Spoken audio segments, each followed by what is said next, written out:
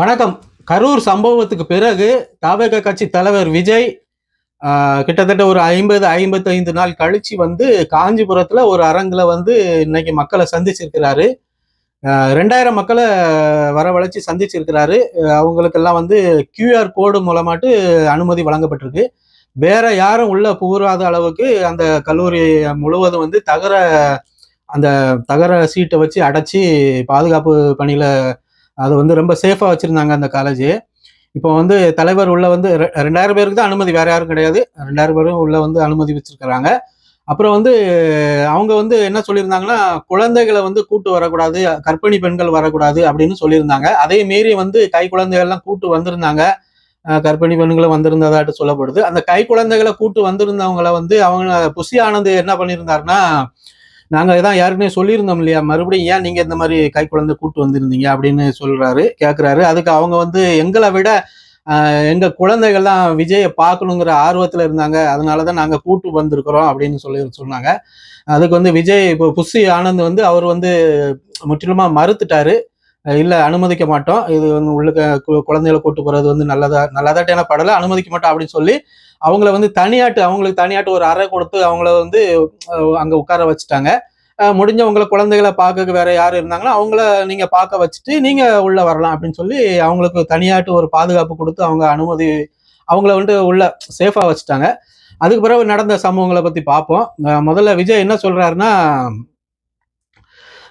நான் ஆட்சிக்கு வந்தா என்ன வருவோம், கட்டாயம் வருவோம் அப்படிங்கிற மாதிரி சொல்றாரு. அப்புறம் என்ன சொல்றாருன்னா, ஆரம்பிக்கிறாரு ரொம்ப பவர்ஃபுல்லாட்டு இந்த தடவை ஆரம்பிக்கிறாரு. இது கரூர் கூட்டத்திலேயோ வேற இந்த பொதுக்குழு கூட்டங்கள் நடந்து இல்லையா, அந்த மாதிரி எதுவும் ஒரு மந்தமாட்டு இல்லாம விஜய் அவர்களுடைய முகத்துல ஒரு ஒரு ஃப்ரெஷ் ஒரு பொலிவு தெரிஞ்சுது. என்ன சொல்றாருன்னா, ஏண்டா இந்த விஜய் தொட்டோம், ஏண்டா இந்த விஜய் கூட இருக்கிற அந்த மக்களை வந்து நம்ம தொட்டோம் அப்படிங்கிற மாதிரி நீங்க சிந்திக்கக்கூடிய நினைச்சு நீங்க வருத்தப்படக்கூடிய அளவுக்கு நீங்க வந்து ஆளாக நேரிடும் அப்படிங்கிற மாதிரி தொடங்குறாரு. என்ன சொல்றாருன்னா, குறி வச்சா தவற மாட்டேன், தவறுமானால் குறி வைக்க மாட்டேன் அப்படிங்கிற மாதிரி சொல்றாரு. அப்புறம் இந்த விஜய் சும்மா எதையும் சொல்ல மாட்டான், ஒன்னு சொன்னா அதை முடிக்காம விட மாட்டான் அப்படிங்கிற மாதிரி சினிமா டைலாக்கள் வந்து பஞ்சு வசனங்கள் வந்து இதுல வந்து ரொம்ப பயங்கரமாட்டு போயிட்டு இருந்து, அப்புறம் திரும்ப என்ன சொல்றாருன்னா, அரசியல் புரிதல் இல்லை அப்படின்னு மக்கள் வந்து அரசியல் புரிதல் இல்லை, இந்த விஜய்க்கு அரசியல் புரிதல் இல்லை அப்படிங்கிற மாதிரி தற்கூரின்னு பேசுறாங்க இல்லையா, விஜய் வந்து தற்கூரி அப்படின்னு பேசுறாங்க. நெட்டிசன்கள் வலைதளங்கள்ல வந்து நிறைய பேர் விமர்சிக்கிறாங்க இல்லையா. அப்போ அப்படி பேசுறத வச்சு அவரு சொல்றாரு, என்ன சொல்றாருன்னா, மக்கள் என்ன தற்கூரிகளா அப்படின்னு சொல்றாரு. அதே மக்களோட ஓட்டை வாங்கி போற நான் அதாவது என்ன சொல்றாருன்னா, அந்த மக்களோட ஓட்டை வாங்க போற நான் தற்கூரினா, இவ்வளவு நாள் அதே மக்களோட ஓட்டை வாங்கி தானே நீங்க ஜெயிச்சிருக்கீங்க, அப்ப நீங்க யாரு அப்படிங்கிற மாதிரி கேட்கிறாரு. அப்ப நீங்களும் தற்கூரி தானே அப்படின்னு அவங்கள சாடுறாரு. புரியுது அவங்களுக்கு?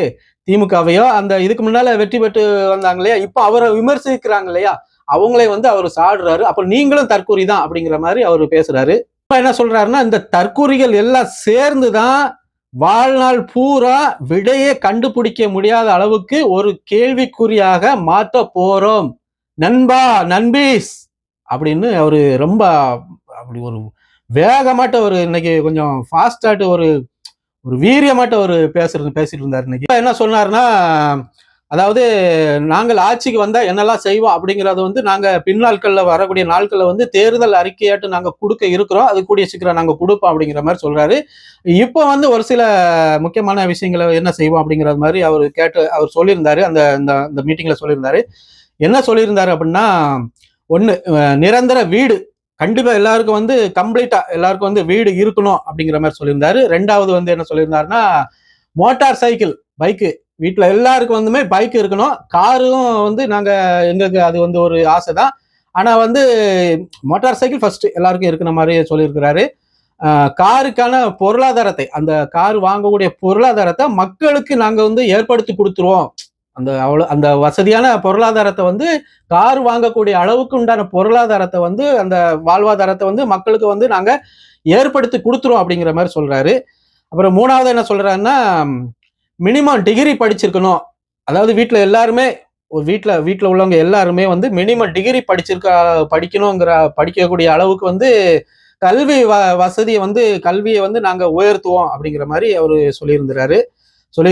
4வது வந்து ஒவ்வொருவருக்கும் நிரந்தர வேலை வாய்ப்பு பாடத்திட்டம் கல்வி சீர்திருத்தம். அதாவது எல்லாருக்குமே வந்து நிரந்தர வேலை வாய்ப்பு, கண்டிப்பா வேலை, வீட்டுல இருக்க எல்லாருக்குமே வந்து எல்லாருக்கும் கண்டிப்பா வேலை. அப்புறம் வந்து பாடத்திட்டத்துல வந்து சீர்திருத்தம், கல்வி இப்ப இருக்க கல்வி இருக்கு இல்லையா, இதை வந்து கம்ப்ளீட்டா நான் மாத்துவேன், சீர்திருத்தம் செய்வேன், இந்த கல்வி சிஸ்டமே சரியில்லை அப்படிங்கிற மாதிரி அவரு பேசியிருக்கிறாரு. 5வது என்ன சொல்லியிருக்கிறாருன்னா, கவர்மெண்ட் ஹாஸ்பிட்டல் நம்பி போகணும், பயம் இல்லாம அப்படிங்கிற மாதிரி சொல்றாரு. கவர்மெண்ட் ஹாஸ்பிட்டல் வந்து இப்போ தரம் குறைவா இருக்கு இல்லையா, சில மருத்துவமனைகள்ல வந்து டாக்டர் இருக்கிறது இல்லை, அங்க உள்ள அந்த துப்புரவு வேலை செய்வாங்களா அவங்களே வந்து அந்த ட்ரெஸ்ஸிங் பண்ற மாதிரிலாம் இருக்கு. அந்த மாதிரி வீடியோக்கள் கனவுகள் நீங்க வந்து நிறைய வலைதளங்களை பார்த்துருப்பீங்க. அந்த மாதிரி எதுவும் இல்லாம கரெக்டா பெர்ஃபெக்டா பிரைவேட் ஹாஸ்பிட்டல்ல என்ன மாதிரி இருக்குதோ அது மாதிரி கவர்மெண்ட் ஹாஸ்பிட்டல்ல வந்து சிறந்த தரமான மருத்துவம் தரதுக்கு வந்து நான் அந்த ஏற்பாடுகளை செய்வேன் அப்படிங்கிற மாதிரி, எங்க ஆட்சி வந்து நான் செய்வோம் அப்படிங்கிற மாதிரி அவரு சொல்லியிருக்கிறாரு. 6வது, வெள்ளம் ஊருக்குள்ள பூந்துருது இல்லையா, சும்மா லைட்டா மழை பெஞ்சாலே, இப்பவும் சென்னை சிட்டிக்குள்ள நீங்க பார்த்துருப்பீங்க, சும்மா ஒரு மணி நேரம் மழை பெஞ்சாலே முட்டை அளவுக்கு தண்ணி வந்துடும். அந்த மாதிரி வந்து மழை காலங்கள்ல வந்து ஊருக்குள்ள தண்ணி வராம இருக்கிறதுக்கு நாங்க சேஃபான வேலைகளை செய்வோம். ஆனா வந்து இப்போ இருக்கிற அந்த கவர்மெண்ட் வந்து அதுக்கான 4000 கோடி திட்டத்தை ஒதுக்குனாங்க. அந்த 4000 கோடி என்னாச்சு அப்படிங்கிற மாதிரி அவர் கேள்வி எழுப்பியிருக்காரு. அது வந்து ஒரு நியாயமான கேள்விதான். அந்த 4000 கோடி வாங்கிட்டு இன்னைக்கு வரைக்கும் வர அரை மணி நேரம் மழை பெய்யதுக்குள்ள தண்ணிக்கு மேல வந்துருது. அங்க நாங்க கால்வாய் தோண்டணும், இங்க கால்வாய் தோண்டணும், அப்படி இப்படின்னு ஒரு புருடா தான் விடுறாங்க, உருட்டு விஜய் சொன்ன மாதிரி உருட்டு தான் உருட்டுறாங்களே தவிர ஒரு வேலை நடந்த பாடுல 4000 கோடி கட்டமண்ணா தான் போயிருக்குன்னு நினைக்கிறேன். திரும்ப 7வது என்ன சொல்றாருன்னா, மீனவர், நெசவாளர், அரசு ஊழியர்கள், ஆசிரியர்கள் இவர்களுடைய கருத்து கேட்டு அவர்களுடைய பாதுகாப்பு மற்றும் வளர்ச்சி திட்டம், அதாவது மீனவர்கள், நெசவாளர்கள், அந்த ஆசிரியர்கள், இவங்களுடைய முக்கியமான கருத்துக்கள், அவங்க தரப்புலயும் வந்து ஒரு எண்ணங்கள், ஒரு இதை இப்படி செஞ்சா நல்லா இருக்கும், அதை அப்படி செஞ்சா நல்லா இருக்கும்ட்டு அவங்களுடைய ஒரு எண்ணங்கள், இது வந்து கரெக்டான செயல் வந்து நம்ம ஒரு சிந்தனையில இருப்போம், அது வந்து அதை செய்யும் போது அது எடுபடாது. அப்ப அந்த துறையில அந்த தொடர்புடைய அந்த மக்கள் இருப்பாங்க இல்லையா, அதுல இருப்பவங்களுடைய அந்த கருத்துக்களை கேட்டு வந்து நம்ம அதன் மூலமாட்டு செய்யக்கூடிய வேலைகள் வந்து கொஞ்சம் அது வந்து கரெக்டா இருக்கும், சரியான நேர்கோட்டுல போற மாதிரி இருக்கும். அதை வந்து அவரு அந்த மாதிரி நாங்க செய்வோம் அப்படிங்கிற மாதிரி அவரு சொல்லியிருக்கிறாரு. பாராட்டுகள், வாழ்த்துக்கள் விஜய் அவர்களுக்கு. அப்புறம் வந்து முக்கியமா இதை சொல்றாரு, சட்டம் ஒழுங்கு ரொம்ப ஸ்ட்ரிக்டா இருக்கணும் அப்படிங்கிற மாதிரி சொல்றாரு.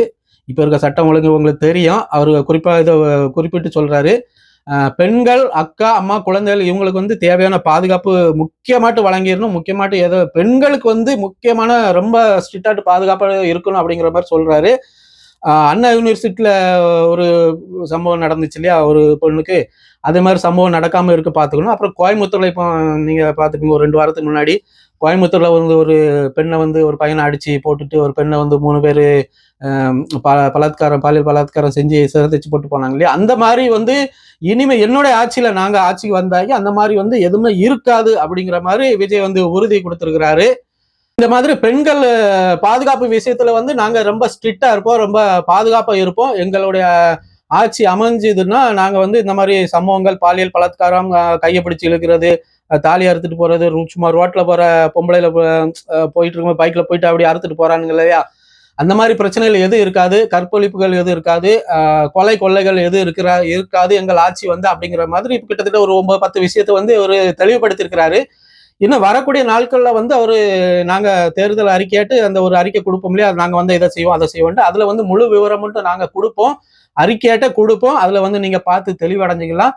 கண்டிப்பா 2026ல வந்து தமிழக வெற்றி கழகம் வந்து ஆட்சியை பிடிக்கும் அப்படிங்கிற மாதிரி ஒரு உறுதியான நிலைப்பாட்டை வந்து விஜய் வந்து மக்கள்கிட்ட இன்னைக்கு நடந்த காஞ்சிபுரம் அந்த மாவட்ட அந்த கூட்டத்துல வந்து தெளிவா பேசியிருக்கிறாரு விஜய்.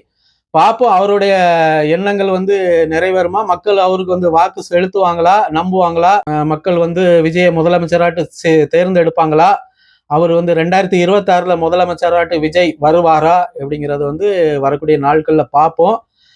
மீண்டும் ஒரு காணொலியில் சந்திக்கலாம். நன்றி, வணக்கம்.